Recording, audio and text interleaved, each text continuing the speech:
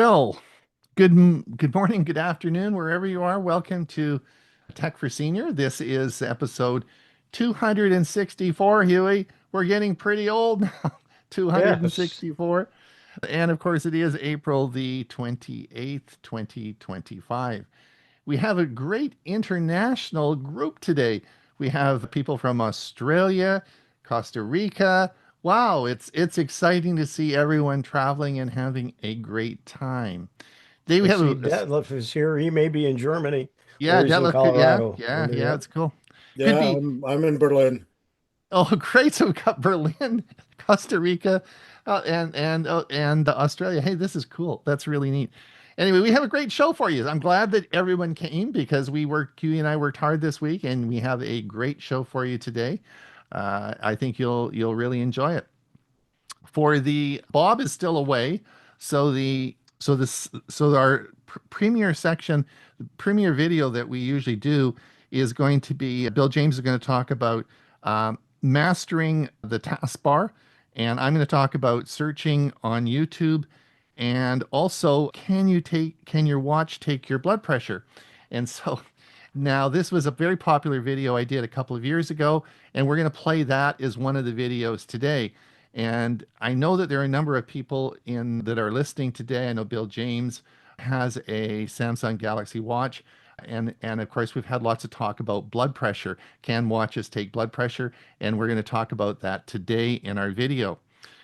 Huey's going to talk about IMEI, which was an interesting topic from our Thursday show. So those of you who watched our Thursday show, I was blabbing on about IMEIs. It was a Kim Commando article, and Huey said, we got to do a video about this, and did a great video today. So we're going to learn all about those numbers and why it's important. He's going to tell you, you need to know, you need to know this. And then I'm going to talk about the ninth episode of Learning AI, and I'm going to talk about 5 cool features you didn't know Chat GPT has. And I think I think you'll enjoy the video. There's lots of cool things I'm going to teach you today. We have a great music outro by Mike Leaman, and then of course we will have our Q&A after that. Don't forget that not only do we do this show this week, but we do our Thursday show where we talk about all the news of the week.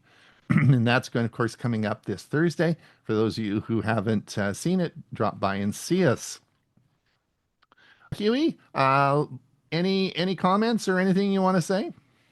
Nope, just a lot of things happening, a lot of cool things in the AI world, as well as uh, we've got lots of things to do for our shows every week, and it's been I think been helpful to most of the people that are here. All right, thank you. And Bill James, of course, you've got back into I think you're on your Mac now because you're looking pretty dapper. Is that right? Unmute yourself. No, I'm still on the Samsung, Oh, you're but looking, oh, your color's but better. I know I think this camera has a mind of its own. I don't know. All right. And of course, well, anyway, thank you. We look forward to, I'm going to talk to you about some presentations for next month. We'll All discuss right. that with you pretty soon. And of course, we look forward to your gadget selection on our Tuesday newsletter coming up this Tuesday. Mike I'm Leam, looking. you're got a great music outro. My lips are sealed. I can't relate. Well, a little bit of music history there today. So Okay. a couple of outstanding things. All right. Well, my lips are sealed. I'm not going to spill the beans. And of course, those of you who didn't see Geeks on Tour show yesterday, it was, of course, from Costa Rica. This week it was from Costa Rica. Where it's going to be next week, we don't know, but it is great to be able to see them traveling around the world, and it was a great show. So if you haven't watched it, please do. For those of you who are Geeks on Tours groupies and you watch all the time, just remember that they are going to be changing the time that it's on. Traditionally it's been at 2 p.m. Eastern time, but that's going to be changing, and you'll need to keep in touch with their newsletter to know the exact time that it's going to be broadcast. They're going to be changing that as the time changes occur around the world as they travel. All right. I think, did I miss anybody? I don't think so. I think we've got everything done. We're going to start. I think I want to start now because we have a big show and we're probably going to be over a bit. So the first video I'm going to show you is about Samsung smartwatches and blood pressure. And this is how watches measure blood pressure. Now, the important thing is that for those of you who do have the Samsung Galaxy Watch, it needs to be calibrated. And this explains why it needs to be calibrated, and you need to calibrate it once a month. And I'm going to this actually video will explain why that occurs and how it works. So we'll have more questions about that probably later, but I thought it was a good video for everyone. All right, let's see if we can get it going.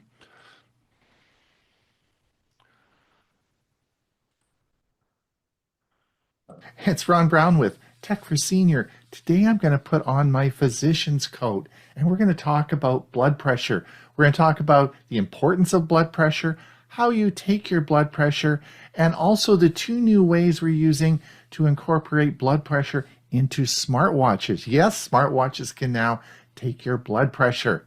So let's have a look at this. Blood pressure and your watch. Why is this so important? Well, an elevated blood pressure is actually called hypertension. And the thing you should know is that it is common. It is extremely common to have elevated blood pressure, particularly as a senior. The second thing you need to know, this is a silent killer. This is a major contributor to heart and kidney disease. So it is so important that we pay attention to our blood pressure, get treatment for it, and follow it closely. That is why I'm so excited about new technology coming into watches that actually measures your blood pressure. Is this a game changer? Is this going to be better than actually taking it on your wrist or arm? No, not really, but I hope this will bring awareness and enthusiasm to patients so that we can be on top of this very, very common problem. So what is the difference between your pulse and your blood pressure? Well, as you know, your heart beats, let's say 80 beats per minute. Well, we measure 1 pulse for each beat. So if your heart rate was going at 80 beats per minute, then your pulse would be 80 beats per minute. If you're running or exercising and it goes up to 100, then your pulse is 100. So it's a measurement of how many times your heart beats per minute.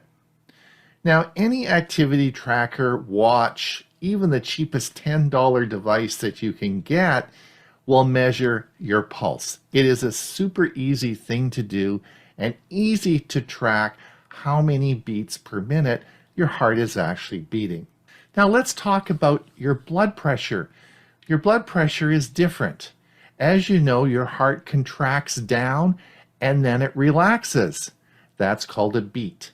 Let's say your blood pressure is 120/80. Well, 120 is what we call systolic, or that's when your heart contracts down and that is the maximum pressure in the system. The bottom number is called diastole, and that's when your heart is relaxed. It's the bottom pressure in the system. So we always have a top, which is the top when your heart contracts, and when it relaxes, that's the bottom pressure. So a blood pressure always has 2 numbers associated with it. As you know, you would need more pressure as we get taller. So think about a snake slithering along on the road. Of course, it doesn't need much pressure to get blood to its brain. But let's take a giraffe who's in the forest and has that very, very long neck. It's going to need a massive heart and a lot of pressure to push that blood all the way up to the brain. So we've adapted over time to sort of figure out exactly how much pressure we need to provide oxygen to our brain. So as you can see, blood pressure is more complicated to measure than a pulse. We have 2 numbers. We have sort of a pressure number that we have to come up with, And we're going to need some more electronic and gadgetry to try and figure this out. And that's why there are very few watches that actually measure blood pressure. Today in this video, we're going to talk about the different technologies that are coming to allow blood pressure to be measured on a watch. All right, how is blood pressure traditionally taken? Well, you've all had your blood pressure taken, so you know there's a bladder that's placed around your arm. This bladder is then pumped up and relaxed, and we get a blood pressure. This is usually performed by your healthcare provider. In the last 10 years, we have seen automated blood pressure machines come, and these are fairly standard now, and you can get them for around $50 or $60, and they provide excellent blood pressure readings, and you don't have to do anything. You just put the cuff around your arm. Now, we've seen this expand to cuffs on your wrist. In fact, there has been a watch which actually has taken your blood pressure, and it's been available for a number of years, and it actually has a bladder in the wrist strap and actually pumps up and relaxes. So there are many ways that we can take your blood pressure, but they all involve some sort of bladder being around an arterial source, being pumped up and relaxed. The other thing you should know is we can take your blood pressure in different arterial sources. For example, we can take a blood pressure of an upper leg. We can take a blood pressure of your lower leg. We can take the blood pressure of your toe, or we can take the blood pressure of your fingertip. Many different ways in which we can do blood pressure. A fun thing you can do is take the blood pressure between your left arm and your right arm. You'll often find a difference. So there is a standard of which we have defined, and all the medical research has all gone to being an observed blood pressure reading in your left arm sitting, with your arm being at the level of your heart. And that's basically the standard by which we take blood pressure. Now, taking blood pressure in a watch is going to, of course, depart from this standard, and let's look how we're going to do that. So how do we get blood pressure from a watch? You normally go into the doctor's office, he puts that thing around your arm. He then puts a stethoscope on your front of your arm and measures your blood pressure. Well, if we have a watch on our wrist and these little flashing lights behind, how does that measure your blood pressure?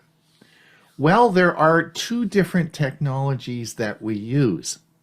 And I'm going to talk about those today and explain them. The first one is called the pulse arrival time or pulse transit time. So it's PAT or PTT. Both these are exactly the same thing. Now, as you know, when your heart contracts down, it creates a wave. It actually can create a pulse, and this is a wave that goes through the arterial system. And the pulse arrival time is the time it takes the pulse wave to travel between two arterial sites. So we can actually measure the time difference and come up with a blood pressure. So how do we do this? Let me explain. So the first thing that happens is when you get your Galaxy 4 watch, you have to calibrate it. And what you're going to do is you're going to take your own blood pressure cuff, put it on your arm, and take your blood pressure. Let's say it's 120/80. You're then going to enter that into your watch, and that's going to calibrate it because we know what your pulse is at that particular time. And this is going to calibrate the amplitude of your pulse, and we're going to use that as a reference point for that specific blood pressure. Now, once it's calibrated, let's say you go out and you're doing some exercise and your blood pressure goes up. Well, that's going to actually change the time in which that wave transits between those 2 points we discussed. And so it's actually not going to measure your blood pressure, it's going to calculate it by the time difference in that wave. So a bunch of calculations occur, and your blood pressure now is displayed on your watch. That's the technology called PTT or PAT. It's a calculation from your original blood pressure that you put into your watch. And that is why your watch needed to be calibrated. And it also needs to be calibrated about once a month to use this technology. Now you're going to say to me, oh, is this hocus pocus? Is this really work? Yes, it does work, because Samsung has taken a lot of medical research and presented it to the FDA. The FDA has then had their body of experts look at this and said, yes, on the Samsung Watch, Galaxy Watch 4 and Galaxy Watch 5, this is valid. We actually can get a valid blood pressure on this watch using this technology. Now you have to be very careful, because there are a lot of $25 watches out there that will measure your blood pressure using some sort of technology. I have no idea what it is, but I can tell you that the Samsung Galaxy Watch 4 and 5 has been cleared by the FDA to be valid, and we really want to get accurate readings because your blood pressure is very important. So be careful on what watches you use and only get the certified ones. So what are the advantages of PAT or PTT? Well, it's relatively simple and it works well on watches. What are the disadvantages? Well, you have to calibrate it, and that requires input on the consumer. So it all relies on what that initial blood pressure you put in to calibrate your watch, because we're not actually measuring your blood pressure, we're doing a calculation on a change in what you are measuring and putting into the watch.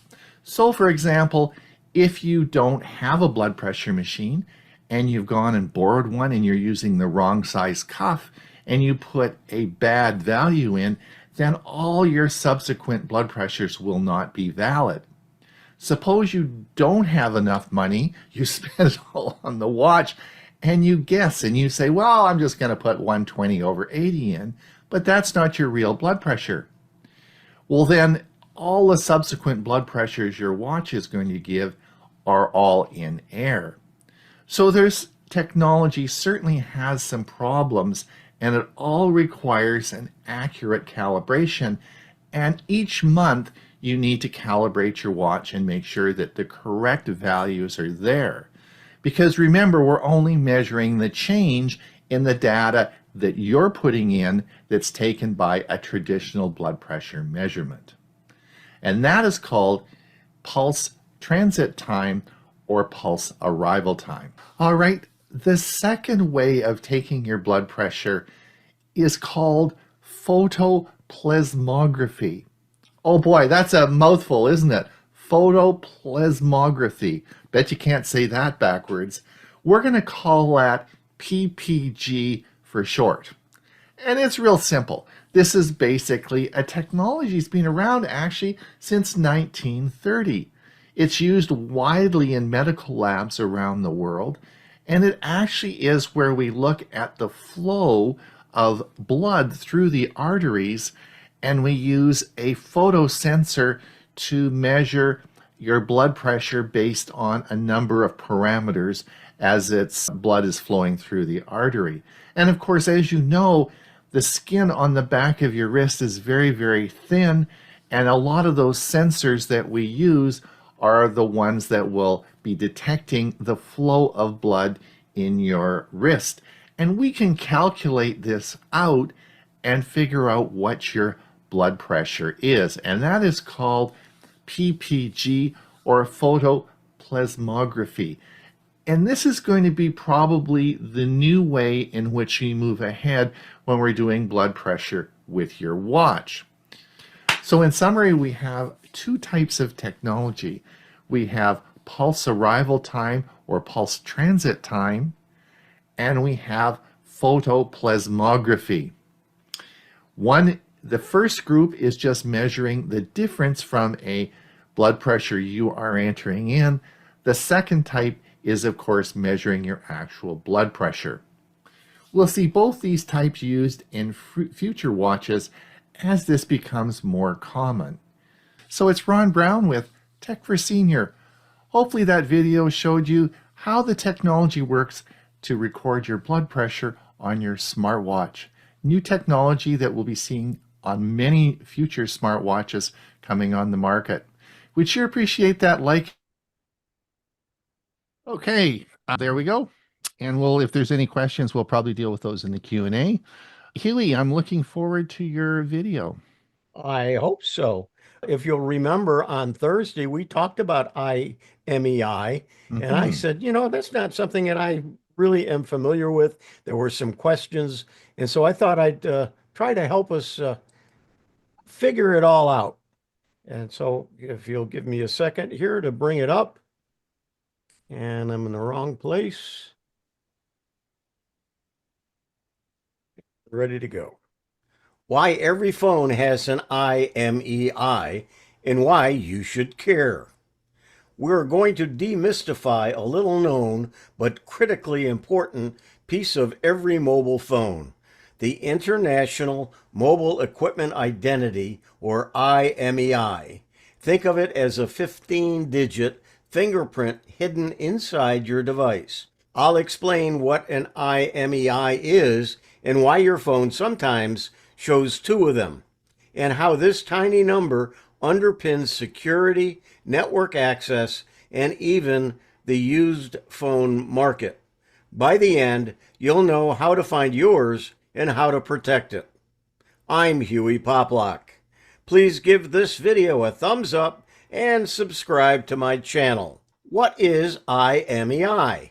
Let's start with the basics. Every cellular-capable device, phones, tablets, even some smartwatches, has a single 15-digit identifier that never changes, even if you swap SIM cards or factory reset the device.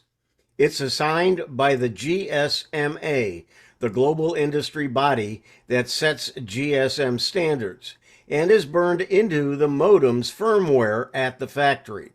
In other words, an IMEI is like the VIN on a car. It travels with the hardware for life, allowing networks and manufacturers to recognize the exact device that's talking to them. Anatomy of an IMEI. Here's how that number breaks down. The first 8 digits are called the Type Allocation Code, or TAC. They reveal the brand, model, and even factory location, just like Ford F-150 versus a Tesla Model Y. The next 6 digits are the device's unique serial number, distinguishing your handset from millions of others of the same model. Finally, the last digit is a check digit generated by the Leaman algorithm. It's a simple math trick that helps spot typos or malicious changes. Why 2 IMEIs? If you open settings on a recent iPhone or Samsung, you may see IMEI 1 and IMEI 2. That's perfectly normal. Dual SIM, or a physical SIM plus an eSIM, means the phone actually has 2 independent radio paths. Regulators require every active transceiver to broadcast its own IMEI so networks can authenticate and, if necessary, block it. So 2 IMEIs does not mean the phone is cloned. It simply indicates dual SIM hardware. Carrier and feature provisioning. Carriers rely on the IMEI database to decide what features your device can use. When you pop in a SIM card, the network reads the IMEI, matches it to the manufacturer's specs, and silently enables capabilities like 5G, Volt LTE, voice calls, or Wi-Fi calling. If the IMEI is unknown or has been blacklisted, activation may fail altogether. Firmware updates are also delivered according to IMEI ranges, ensuring the right software reaches the right hardware. Anti-theft and blacklisting. One of the most powerful uses of IMEI is theft prevention.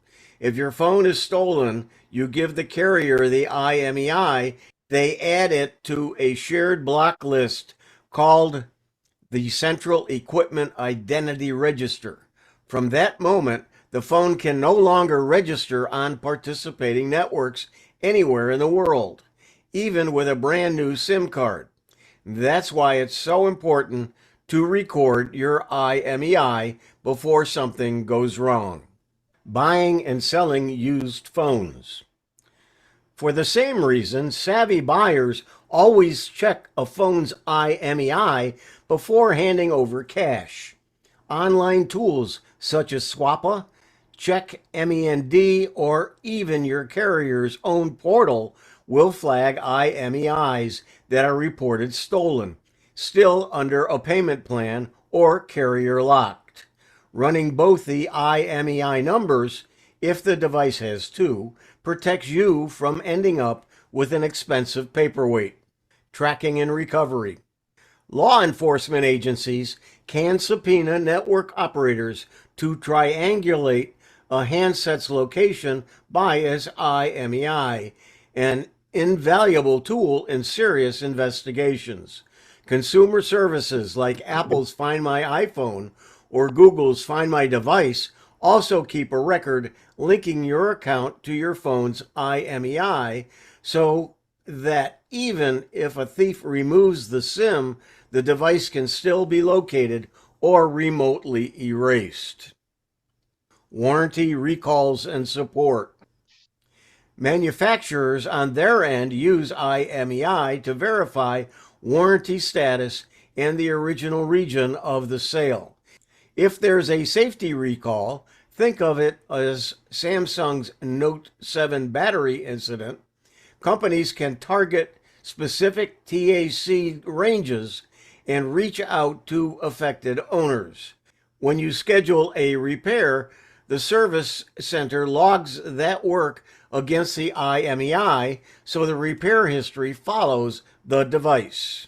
How to find your IMEI. Finding your own IMEI is easy.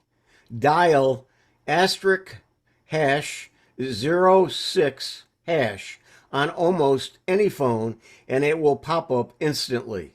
Alternately, go to Settings, About Phone, IMEI, or look on the SIM tray or the original box. I invite everyone here to take 10 seconds to locate it and perhaps jot it down just in case.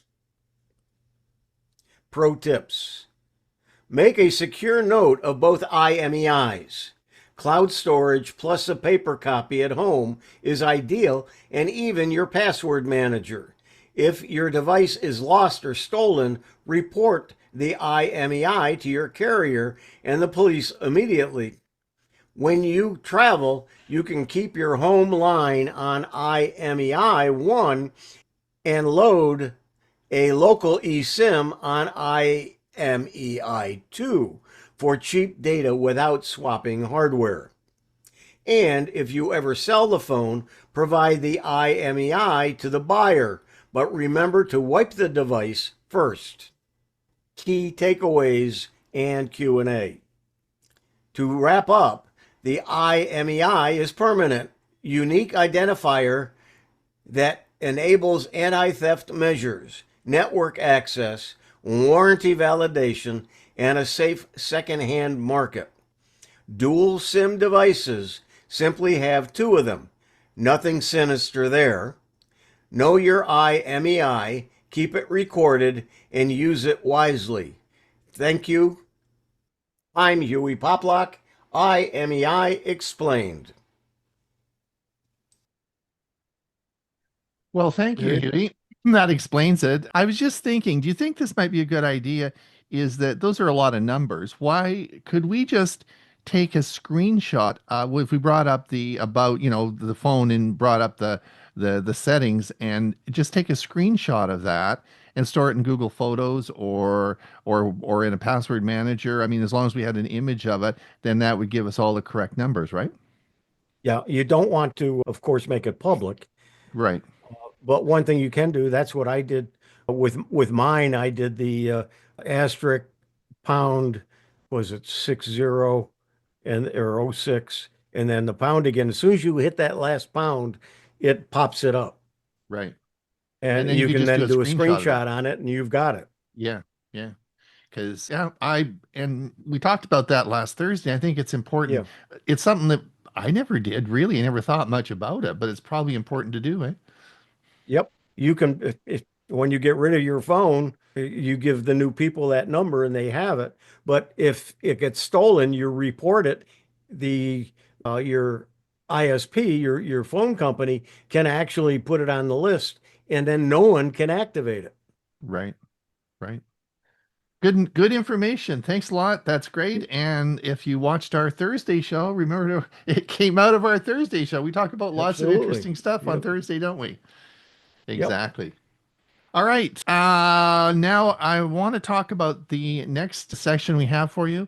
I think you'll find interesting. This is the episode 9 of the 10-part series that I'm doing on AI. And this is some interesting things that you can do with Chat GPT. And I think you'll find it interesting. So let's see what we've got here.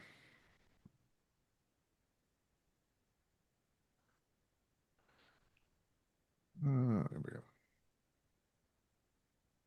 Ron Brown with Tech for Senior.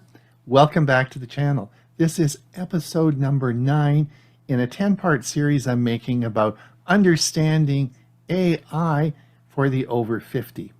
Today we're going to talk about 5 things that you probably didn't know that ChatGPT could do. These are real cool features. Some of them have just been released.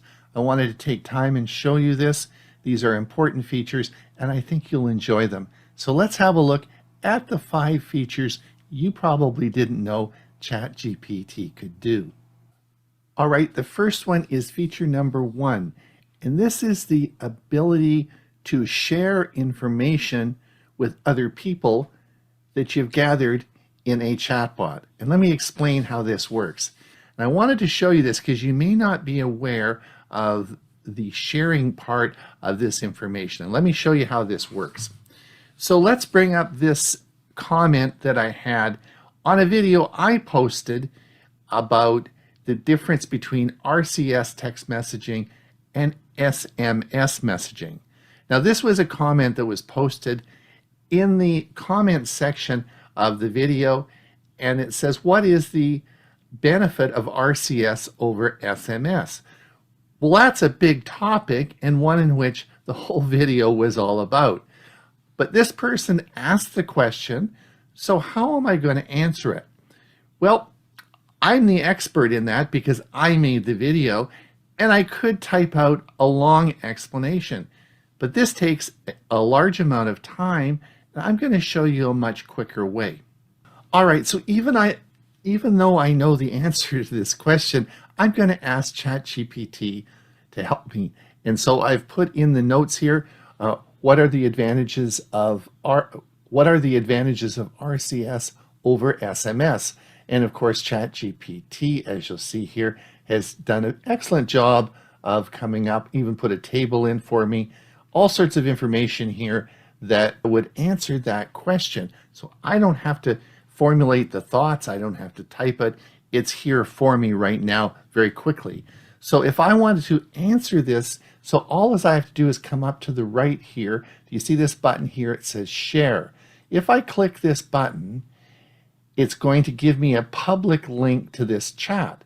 So once your name, custom instructions, and any messages you add after sharing stay private. So I can edit this afterwards. So this is a public link that I'm going to create. So if I click this now and I share this public link, if I want to post it directly to LinkedIn, Reddit, or X, I can just click these buttons. Or if I just copy the link, I can just post it in an email and send it that way, or I can just post that in the comments section as a reply in YouTube. So it's a way that I can quickly gather information up. It processes it, organizes it, and I'm able just to send it with a link. Now, when that person sees that information, it's exactly as it shows up in the chatbot, but it's not in your account. It's a public link, and it doesn't have any access to your account. So it's very interesting and works really well. Now let me show you how to do that in Gemini. All right, here's Gemini. I've asked the same question, and of course Gemini has given me an excellent answer here. As we come down to the bottom, you'll see this little button here, share a link or export it. We click this. You can export this to docs, but if we click the share conversation, we now have a link. We can either export this to LinkedIn, Facebook, X, or Reddit. But if we want to copy the link, we just click this button and it will copy the link, and you can paste it again into YouTube video comment that you want to reply to. Remember, there's only so many lines that you can actually reply in those, so a link is better. So you can paste the link in there, or you can send it in an email, and it works really well. They just click the link and it will take them right to your results. All right, feature number 2. This is a really interesting one. Now behind me, you'll see a picture of 6 bell peppers. And you're going to say, what's that all about? Well, I went to Costco the other day, and they had this package of 6 bell peppers on for about $2. It was a great deal, so I bought the package. I brought it home and gave it to my wife, Gail, and she said, what am I going to do with 6 bell peppers? Do you want to have a Greek salad every day for the next week to use them up? I said, no, I'm going to look at a recipe and we're going to have stuffed bell peppers. Pretty smart, eh? Then I looked in my usual recipe place and I looked online for stuffed bell pepper recipes. And YouTube has thousands of them, right? All of them, of course, are for 6 or 8 servings. The problem is there are no recipes for 2 servings, for 2 people. I only want to make a recipe for 2. So I wanted a recipe for 2 for stuffed bell peppers. So I asked Chat GPT for a recipe for 2. Let's see what it said. All right, here I am back, and you'll see at the top here, we're in Chat GPT, of course, and at the top here, you'll see that I want a recipe for stuffed bell peppers for 2. Chat GPT, of course, created the recipe for me. Stuffed bell pepper serves 2 large bell peppers, ½ pound of ground beef, and it gives me all the recipe here. And then it gives me baking instructions and everything. Solve my problem? Here's my recipe. Well, not quite. I still think that I like allrecipes.com. That's my favorite place to get recipes. So if we come over here, I'm going to bring up another thought for you.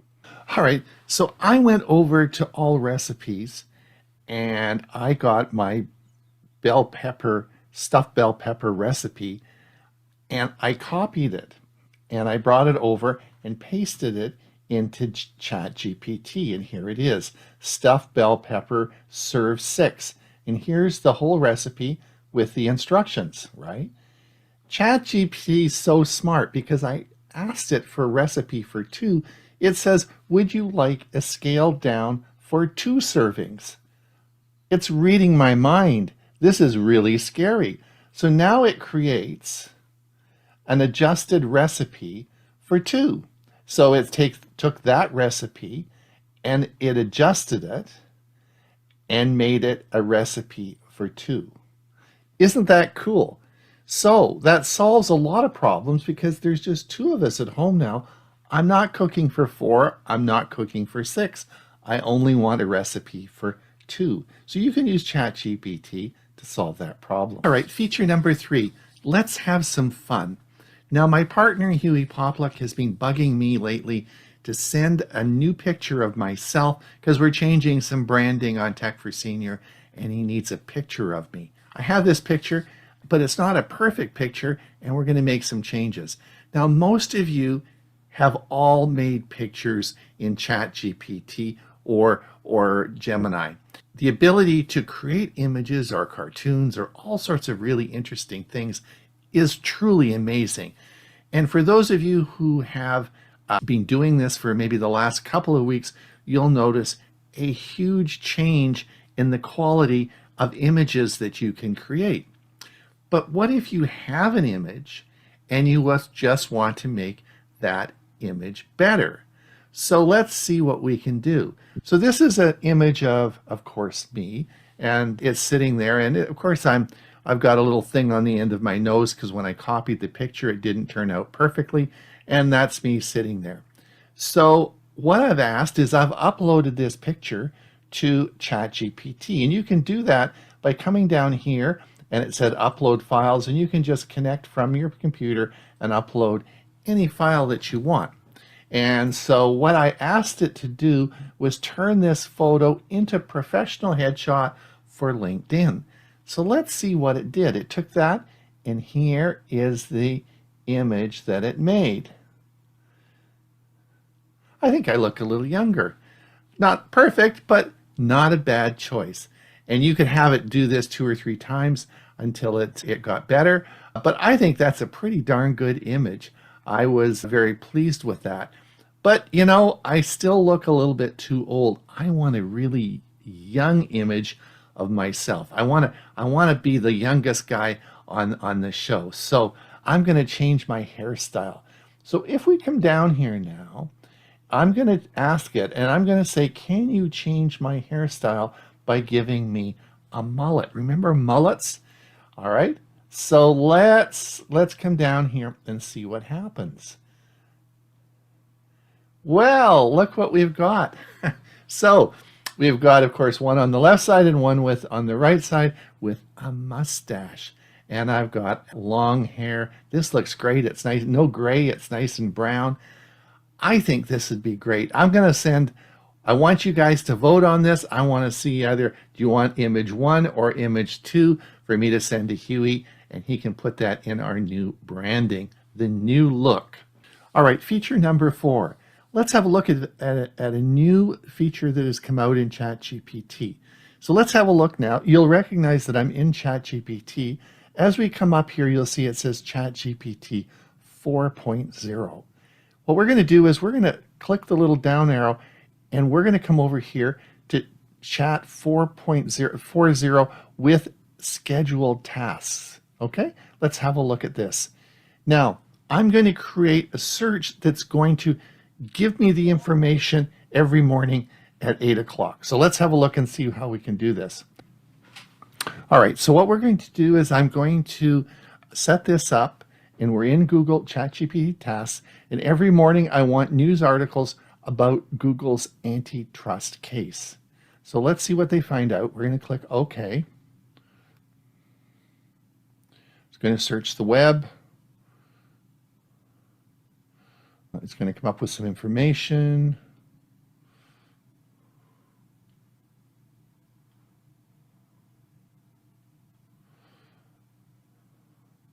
Would you like to receive daily updates on this case? I can provide the briefing with the latest news, and I'm going to say yes.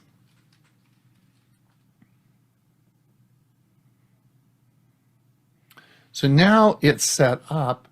Got it. I'll update you every morning, and we can say that Google antitrust news is going to come to me at 9 a.m. And if you see these little 3 dots here, you can see where we can view all tasks. And I have 2 tasks set up now. I have check for Microsoft Copilot News and Google Antitrust News. So this is a way in which I can get automated information every morning. And you could use this as well to send out birthday cards. You could use it to send out all sorts of anything that you want to schedule as a task. You can add this in there and it'll do it for you. Pretty cool, eh? Well, you're not going to believe this, but between yesterday and today, the task feature has changed. I just got a note from Chat GPT that the task feature is now out of beta, and it's in different models, and it will be in the model. Let me just bring the drop down menu. It will be in the 03 and the 0.04-mini. So if you want to schedule, you'll be in these two models. Now, this is going to change because this is now out of beta and is a regular part of Chat GPT. So you should be able to start scheduling now. Now, just to go over again how to find this, if we come over to the right side and go up to the top, you'll see a picture of me here. When you click this, you'll see tasks. Now, this task menu will be here irrespective. You'll see I'm in Chat 4.0 now. Tasks will be here irrespective of what model you're using. Now, when we open up tasks, you'll see here's the two tasks I show you how to do. I got some questions on how do you change the date or re-edit these? Just click the edit button, and now you can come down to the bottom here. And as you see, you can change it for any particular time you want. You can also change it here, and you can do daily, weekly, monthly, custom, doesn't repeat, all sorts of things that you can do to set this up. I feel the scheduling feature is going to be a big one I'm going to be using a lot. So just a change since yesterday is that it is now out of beta. So the last item I want to discuss is called projects. Now, projects is not free. It's available only in the paid version of ChatGPT. So if you have the paid version in ChatGPT, you'll be able to see this new feature called projects. It will be available at some time in the future in the free version. I just can't tell you, but this is a very powerful feature, and I think you should be aware of it. So that's why I included it in my video today, even though it is only available in the paid version. So if you come over now and have a look, this is my ChatGPT screen, of course. You'll come over on the left-hand side here, and you'll see where it says projects. So this is where you can set up a project you're going to do and store your information in the projects folder. As you can appreciate, if you use ChatGPT a lot like I do, your left-hand screen is going to go on forever.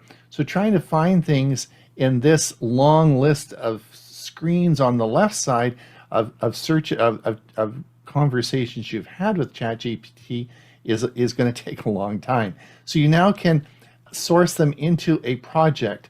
And I'm going to show you a project that I've been working on, and it's a video on Google TV. Now, once you open this up, a project is like a file. You can certainly keep all your stuff in this file. But here's where it gets really incredible. If you come down and you look on the right-hand side here, you'll see where it says instructions. If you click this, this is a prompt that I've given ChatGPT. This is a 10-minute YouTube video to explain the features of Google TV to a senior audience with limited experience using Google TV. Now, that's the prompt. Now, as I do projects, there are many searches I'm going to do in ChatGPT. If I'm doing the search within this project, that prompt will always be in every search. I don't have to keep pasting it into the ChatGPT search I'm going to do. This prompt will automatically be in every one of these searches, so it's going to save you a lot of time. You also can add your project files here. You can add files, of course, any files you want. You can add into this, and these are your project files that you will have. And these are going to stay all in the project folder here in ChatGPT. This is a huge advantage, and one which I'm going to be using all the time. All right, those are your 5 items that I wanted to talk about. I don't think you probably knew about them. I tried to find some interesting ones for you. Thank you for watching. It's Ron Brown with Tech for Senior. This is episode 9 of a 10-part series I've done on understanding AI for the over 50. If you want to be notified when my 10th video comes out, which will be looking at different chatbots. I know we've focused on Copilot, Gemini, and ChatGPT. For the 10th video, we're going to be looking at 5 other chatbots that you can use. Should be interesting. And if you subscribe, we'll send you a notification when that video comes out. Have a great day. And all right, thanks. All right, thanks, Hewie. Maybe some questions about that later on, but you can have some fun with it. Those are 5 things I don't think most people knew about, and it should be a fun thing to try some of them. Yeah, and I tried something else I'll talk about in the Q&A. Yeah, and I'm not growing a mustache. Forget it. All the comments in there. And I don't want a mullet. I hate long hair. So anyway, but it was an interesting thing that you could do. We could put hair on Bob. Actually, that was the other thing I was thinking about, maybe redoing Bob's picture and putting black hair on. We could have a lot of fun with it. An afro. An afro, but it's really good. Like, you have no idea how good it is now. It's changed a lot. It's really quite amazing. Anyway, let's get on with it. It's time now where we say goodbye to all those people over on our YouTube channel that are listening. If you want to pop over and participate in the Q&A, you're most welcome to do that. And don't forget, we have our premiere version coming up at 1/2 And don't forget about our Thursday show. So I'm just going to end the live stream, which I've just done. And Mike, take it away. Thanks very much, Ron. Let me just share my screen here. Find the one I want. This guy, I guess. Okay, so today we're looking at this date in music history, some fascinating moments today to highlight. Number 1, in 1940, Glenn Miller recorded the iconic Pennsylvania 6-5000. And I mean, it's definitely, if you mention big band music to anybody, that's one that comes to mind. 1965, Barbra Streisand's first television special, My Name is Barbara, debuted on CBS. 1973, Pink Floyd's Dark Side of the Moon reached the top of the US album charts. And here's the big one. 2003, Apple launched the iTunes Store, revolutionizing the music industry by offering a legal platform for music downloads. Apple launched the iTunes Store on April 28, 2003, marking a pivotal moment in the music industry. It was the first legal digital music store to offer songs from all 5 major labels: BMG, EMI, Sony Music Entertainment, Universal, and Warner. The store debuted with over 200,000 songs available for a purchase of just 99 cents a track.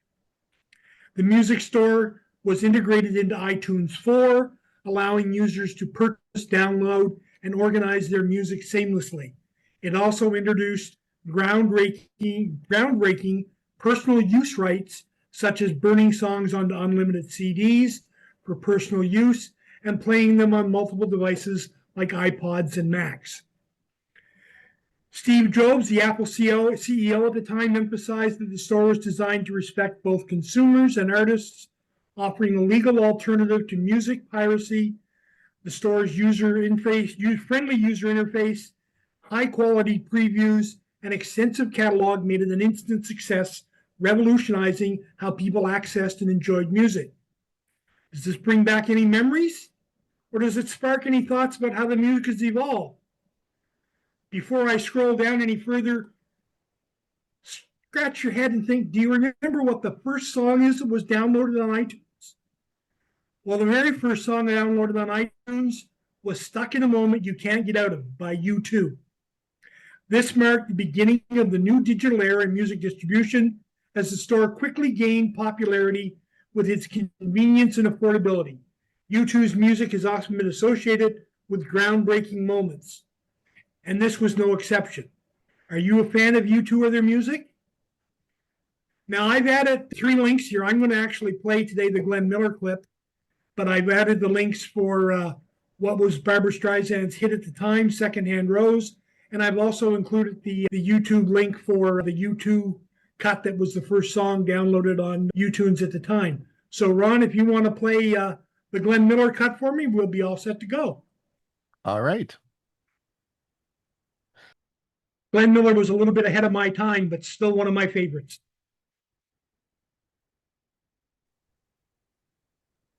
You're Indeed, right. indeed. Well done. I think that's probably something that I remember my parents were really into Glenn Miller, and I thought, so it goes back a long way, right? Well, Indeed, indeed. 1940, that was originally released. So Yeah, yeah, true. When was it, in the 50s or 60s, that the movie, The Glenn Miller Story, came out? And that's how I was acquainted with him. the late 50s was the Glenn Miller story with Jimmy Stewart. Yeah. Well, I think my parents had all his records. You know, they were all on records back then, right? What's a record? Yeah. Anyway, 78s at that. indeed. Well, thank you, Mike, and don't forget that all Mike's selections, including the three that he has in his newsletter, will be out. We add them to our music playlist as well. So thanks a lot for doing that. Now, before we get into the Q&A, I just want to thank everyone for coming today.